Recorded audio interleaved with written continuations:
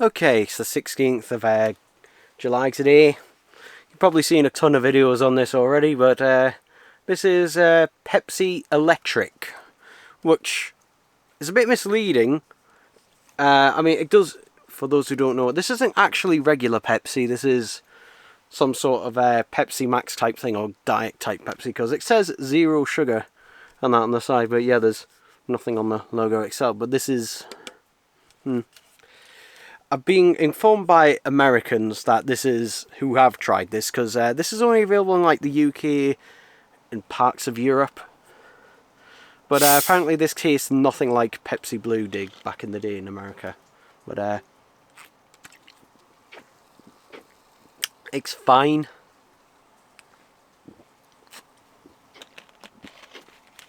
Yeah. Oh. It goes tongue blue. But yeah, it does have some sort of fruity taste. Yeah. Does it say what flavouring? Citric acids. I think the best way to describe it is it tastes like Cherryade, actually. It tastes a lot like Cherryade. Like a supermarket owned brand like Cherryade, that's exactly what it tastes like. Which, yeah. It's alright. I'd never buy it again though. And I got this from B&M. It was £1.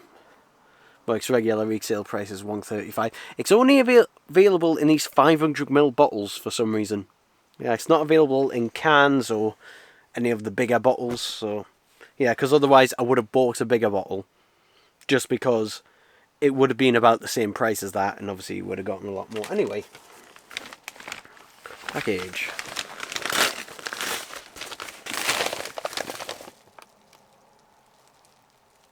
What? What? What?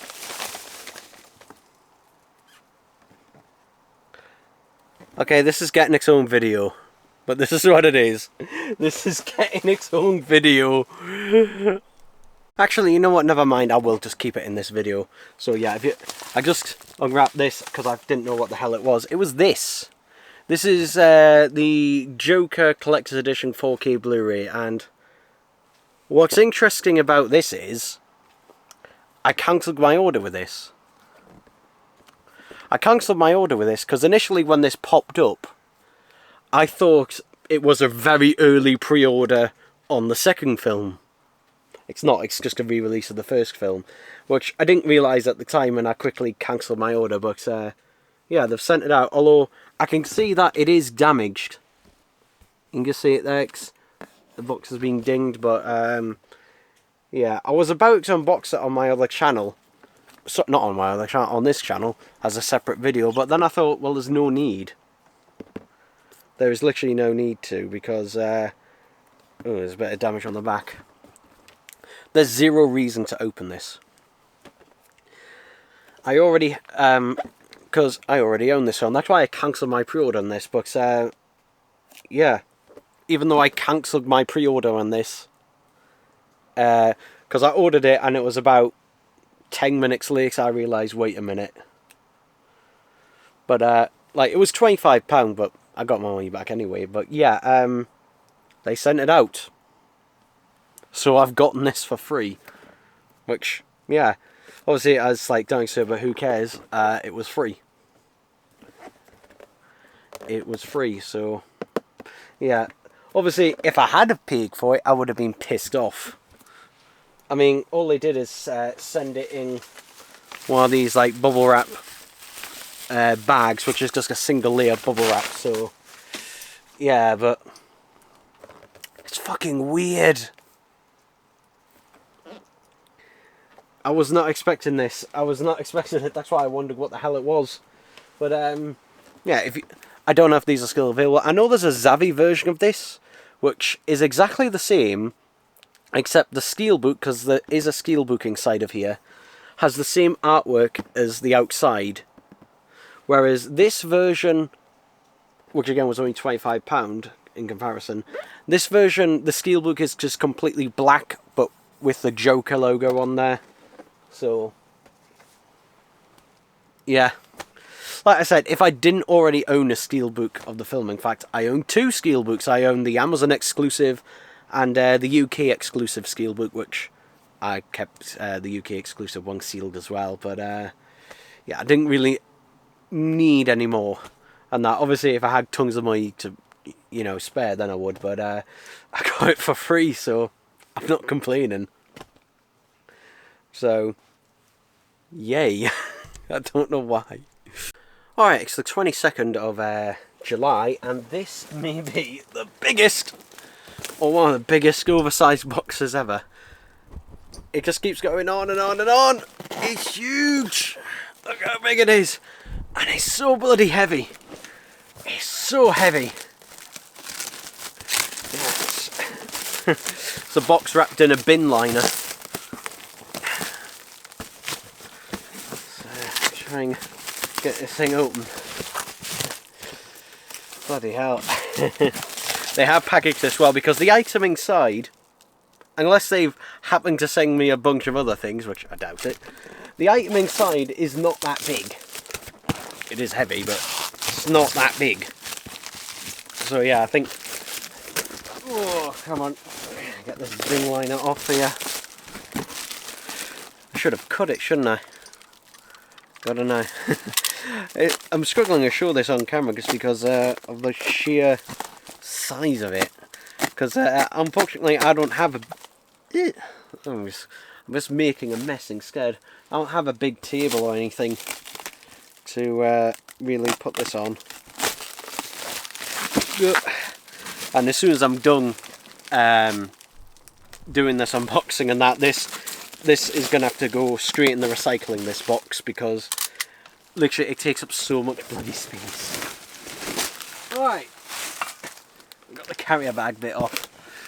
Right, so the box is being battered around a bit. I think this is a box that's probably previously been used, but hopefully the thing inside is alright.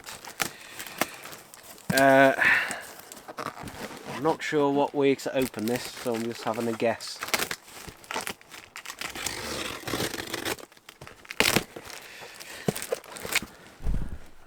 Let's try and put it as far back as possible. Oh.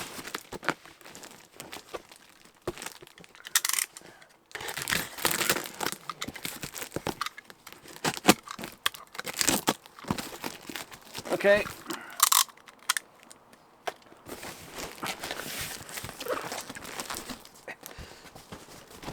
Jeez. Yes.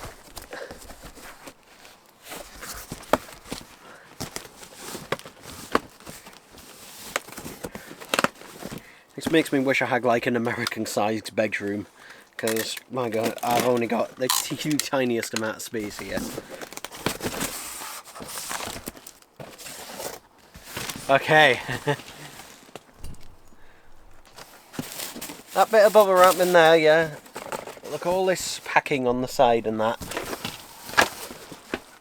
God, I'm knocking stuff off with this. All over the place, I'm knocking things over because there's so much thing. Right, I think we can get this thing out.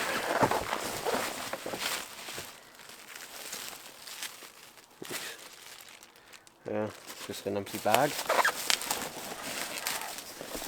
Okay. Okay.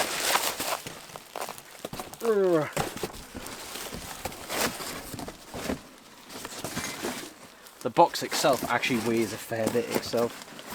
Oh God.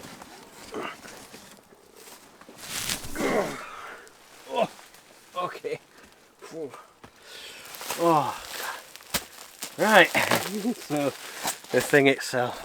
Oh God, look at this. I got bubble wrap all over me. Hold that there. Okay. Okay. I hope this has survived and works and everything, because God, imagine having to send this back.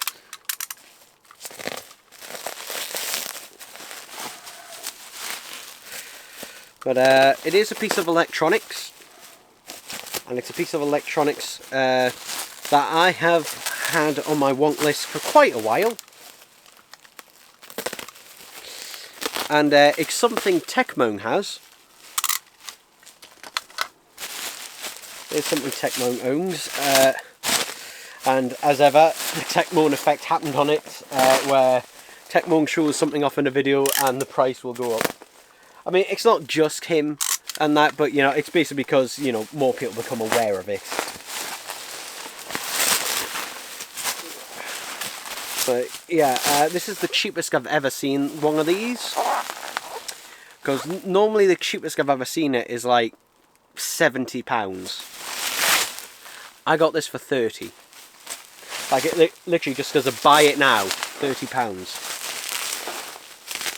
Plus postage. I think the postage was £6 or £7, which, you know, considering the size of that box and the weight of this thing, it makes sense that it would be that much. Oh god, this is like the longest parcel ever. I could cut into it, but again, I don't want to damage it.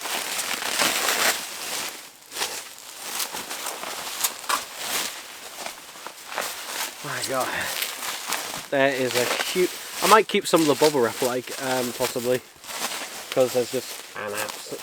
I don't know about all of it, like, because there's an absolute ton of it.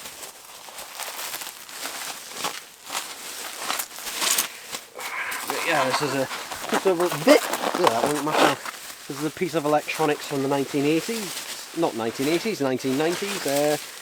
Is this from 94? 94, 95?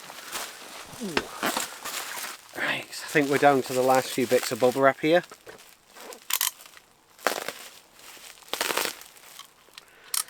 Yes, we are. I can see the electronic itself. Let's cut the other side as well. I was hoping I could slide it out, but I can't. So, just going to see where this is wrapped around to.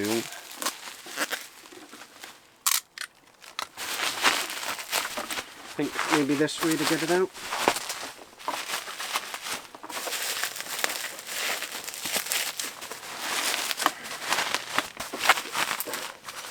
Come on. Oh, I think if I get.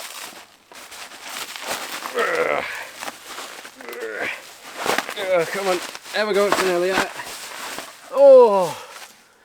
Oh god, that was a bloody workout. I didn't put my light on, I just realised. There we go, we can have a better look at this. So, what is this? If you don't recognise it, this is a cassette deck. It's a drawer loading one.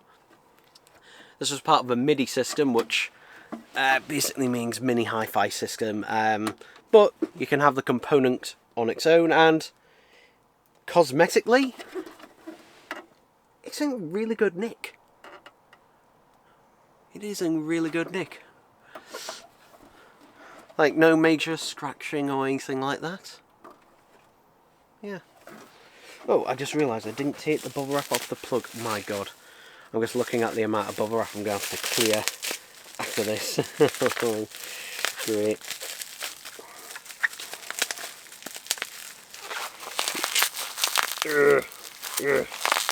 There we go. There's the plug.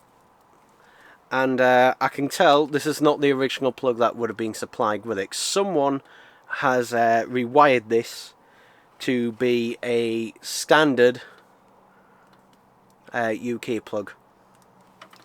Because I believe these originally, you can see on here it's got an AC out, and basically what this will be is the main part of the system, the amplifier part, that would have the UK plug on it, and all the others would have short European plugs. So this would have been most likely a European plug, and the ones would daisy chain together. And that, you might have got an adapter on that in the box originally, possibly, I don't know. But yeah, as you can see, this one, thankfully, has standard in and out. Also, you can link it up, which is important because there is one bit of damage on it, I should mention. which is on the side just there. I don't know how well that's focusing. There we go. But again, knocks it out. And more, you know, if there was any, I'd rather it be on the side or on the back, and that I want it to look nice, and that's on the front. Wow, that is a nice stiff record level there. But yeah, the front looks very nice. Looks very nice. So yeah, but do be aware if you were, because a lot of the time getting component bits from a MIDI system like this can be very cost effective. However, some of them do not have standard line outs like this does, ins and outs. Some of them will only have the proprietary connector to connect to the other components if it's part of a system. So just be aware of that. That is, you know, that can be an issue. But yeah, so why did I get this one? Finally, because I don't, you know, this is not going to be my main cassette deck. This is not going to be replacing my main one or anything like that. What it is going to be replacing, though, although I might have them in tangent to each other, because this thing is quite slim and small, I could just stack it on top. This is going to be my dedicated recorder. So yeah, whenever I want to record a cassette, I'm going to do it on here. And mainly also because this, if you see it on the front, this has Dolby S, which there are not many cassette decks that have Dolby S. Now what is Dolby S? It's basically a Dolby's noise reduction. So most cassette decks, and that from 70s, 80s, 90s, will generally have Dolby B as standard. And, you know, from the mid-80s through to the 90s and that, most of them also have Dolby C. And what these are different types of noise reduction to basically prevent noise on the cassette. If you can hear noise, that's because it started raining. I've got the windows open. But yeah, a lot of them have that to basically reduce the hiss and that on the cassettes. I don't tend to use Dolby noise reduction on my cassettes and that. Even ones that do have it on there, I don't tend to use it just because I think it sounds a little bit more muffled than that without it. But I'm still curious about it because I've never, you know, properly got to listen to Dolby S, because obviously you can hear it in a YouTube video, but it's not the same as having it, you know, in person. So I've always wanted a one that does have Dolby S. And that, and also it's a Sony component as well, and it's a silver one, which, you know, matches the rest of the components and that. My hi-fi low, this will go in its own separate bit on its own. But yeah, this will basically just be my main recorder. Go turn the timer off there. For basically, you know, recording any cassettes, and that's through the line in through there. So yeah, that's basically what I'll be doing with this thing. And also I might take use of the power outlet on the back there, because I think the cassette deck I have, which is a Kenwood one, I don't know whether that uses the plug or whether it uses a European one. I think I had something that used a European one, so I don't know, I might be able to daisy chain it to this, which will then free up a socket on my main deck. If not, then I think I might have one socket free and that, but I don't know whether, I think I'll just test it and that today, just to, you know, see if it works and that. I don't know if I'll be able to hook up, because then it means I've got to move the whole unit out and everything, but for the price I got this for, you know, if this works and that, and hopefully it will, then hooray. I'm curious about the belts actually in this thing, so while I've got it out, should I try that now? Will it, you know what, I'll try that now, because I don't want to risk it chewing a cassette. I don't want to risk it chewing up a cassette and that. Someone has been in here, I've just noticed. Someone has been in here. So I'm hoping the person who was in here has serviced it, because, I don't know if you can see there, but there's a bit of paint coming off that screw there. So, yeah, someone has previously been in here. So let's see if I can get this out and opened.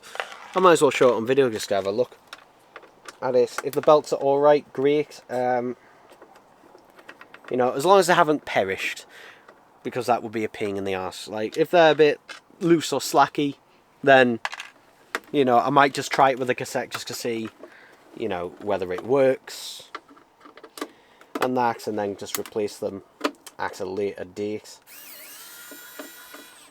and that. But, you know, hopefully they'll be alright. I mean, sometimes they can be fine initially, and then later down the line you find, oh, I've got to replace them now. And I've just noticed my camera battery is running out, so I'll have to plug that in. There we go. There we go. Plug that in. 3 screws in there. Good. So,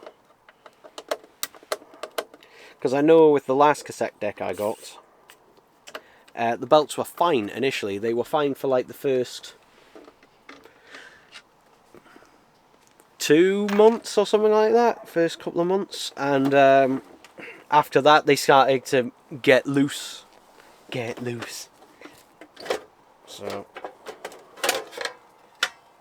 there we go, this comes up all in one piece. I don't know why it's got these plastic bits on the side, because if you look at the underneath, that's all metal, so I don't know why it's got plastic covers over the side, other than for aesthetic.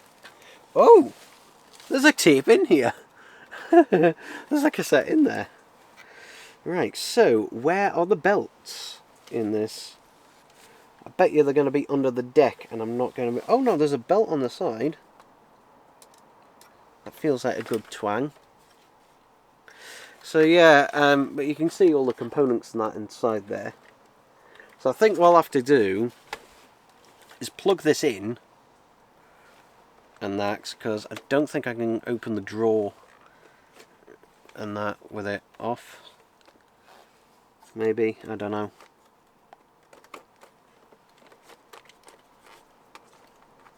Can I? No. So yeah, because I'm hoping just to be able to see that and that, because I don't want to take the full thing up. Oh, I can see the motor there. I don't know if you can see that, just there, in there. If I shine a light. Oh god, this is awkward there.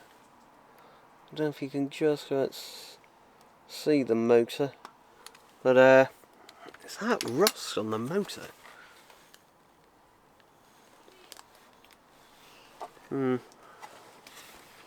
But I don't want to take it apart any more than I absolutely have to. I think that belt there is just for the drawer.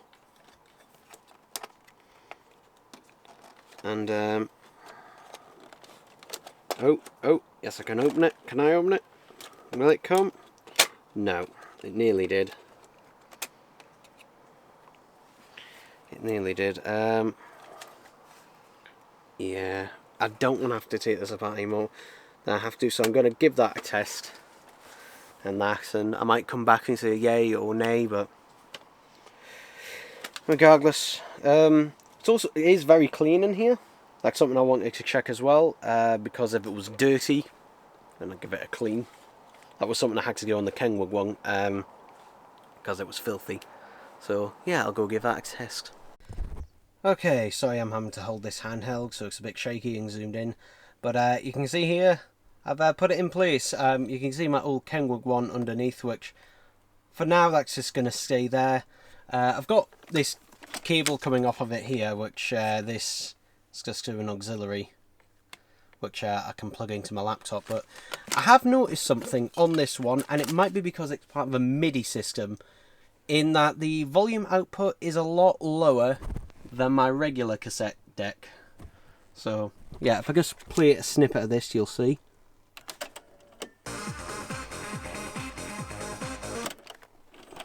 Quickly take that out.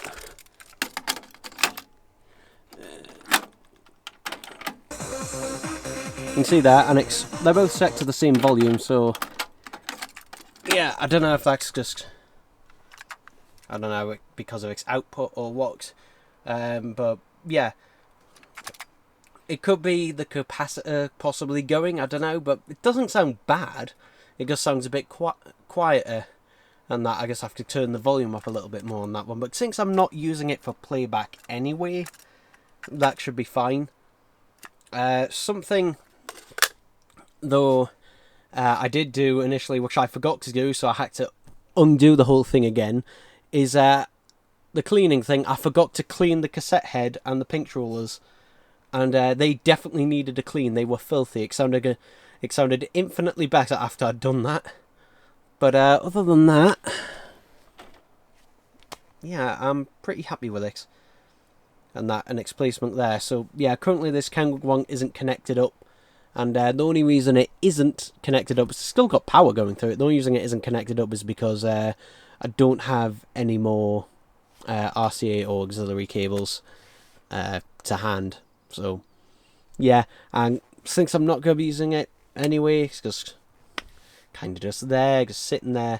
I had one socket left for this one socket left. So yeah, and it just about fits in there with some scuff against the side. So a little bit of a tight squeeze there, but yeah, I know it's not the most elegant look. I mean, literally I've just shoved a load of crap into there that was on top of there before, just so I can get the space in and out. So at some point I'll probably clear it up maybe, and that you can see my CD player actually. That's my CD player for this hi-fi. Yeah, just that little thing. Barely ever used, and it was just the only, it was just a little small one, portable one I had to hand. So yeah, and there we go. Alright, we're back to handheld mode again. You know how I said this works perfectly fine? Nope. And I did do a YouTube short, so whenever this video is, for those who remember that, great. But yeah, it plays back cassettes perfectly fine. It'll play them back perfectly fine. No issues whatsoever with playing back any cassettes. It'll play them back, no problem whatsoever. It's when it comes to recording. The problem with it is that for some reason it will only record on the left-hand channel. So if I play this cassette here, where you can see it's done a recording there, only coming out the left-hand channel. And I have played it on my other deck as well, and yeah, same results. So yeah, I've been trying to figure out, what to do, because I was hoping it would be something simple, like twist one of the pots here. So these two pots here, this is for recording, this is for the left channel, and this one's for the right. But no matter how many times I twist those pots, it doesn't affect the recording whatsoever. Which made me then think, okay, is it a loose connector? I tried fiddling around there, but to have no such ale. And that I've literally had this out looking at every little thing. I've gone through the service manual and everything I could possibly, think of to do. But yeah, basically, I suspected, it could have been a loose wire, but I checked all the wiring here and everything and the connectors, and they seemed fine. The record level here does work. It's not an input error, because when you listen to the live output, it's in stereo. It's only when you're recording, then it's in mono. The recording will be mono. This is a two-head one, I believe. Or was it single? It's really hard to see because it's right down in there. Let's get the magnifier out. And you can just see the head just there. I've cleaned the head and everything, but the fact that it's playing back perfectly fine means that it's most likely a capacitor issue, which, yeah, just have a look at that. Again, put the light on. Look at the amount of bloody capacitors in this thing, and it could be any of them. And it's not necessarily a capacitor to begin with. But yeah, I did ring up a local place that does repair vintage electronics. However, they do not repair cassette decks other than Nakamichi's. And they said the reason is because it's just not worth it because the cost is so high. Particularly with Sony equipment, there's a lot of Sony only. He was very nice. He told me, all his advice and that on the phone. But he basically said to me that from what the sounds of it was, is that he said it wasn't. He said it most likely wasn't the head error, since it uses the same head for recording as it does playback, so it wouldn't be that. He said it's most likely a capacitor error or a loose connection with a wire and that. Though he said, if it is a loose capacitor, not loose, a dead capacitor, just look at the amount of them in there. It would take me forever to find it, if it even was the case. And, how would, is it worth it in that case? But, he did say to me your best bet is trying to find another broken one and then Frankensteining the parts together, which is possible, yes, but these don't show up incredibly often on eBay. They do pop up every now and again. They're not rare, but when they do, they're generally not. They're generally, in working order. It's very rare to find one that's actually broken. I did contact the eBay seller about this. I'd already left them positive feedback, so technically they didn't have to do anything, but they said to me, if you're willing to keep it, I'll offer you £10 back. And bear in mind, I paid £30 plus, I think, about £6 postage. So yeah, I paid. So he gave us my £10 refund. So yeah, so this is still a player. It's still, worth keeping because it is still a player. It plays cassettes, perfectly well. And if I ever did, in the rarity, come across a Dolby-esque cassette, then you can play it in this, no problem. But the whole point was, it was meant to be my, dedicated recorder. That's what it was meant to be. It was meant to do really good recordings on it. But unfortunately, that's not the case. It also has a hard time, and I think this is the reason I think it's a capacitor or something to do with that. Initially, I was trying with Chrome cassettes, and I noticed it barely put a signal onto the cassette. It was literally, I had to actually connect it up to my amplifier here and literally put that volume all the way up like that to basically get any sort of signal out of a Chrome cassette. Which makes me think it's, that's most likely, yeah, something's gone wrong there. Something has gone wrong. This part of the board is seemingly perfectly fine because the pots I twiddled on this side of the board, which these two are for amplification, those actually work. So remember how I said before it was playing a bit quietly? Well, those two pots at the end, I turned them up to maximum, so it has basically maximum output. That solved the problem with it being a bit quiet. But yeah, this just is beyond me, unfortunately. Yeah, but there you go. There you go, people.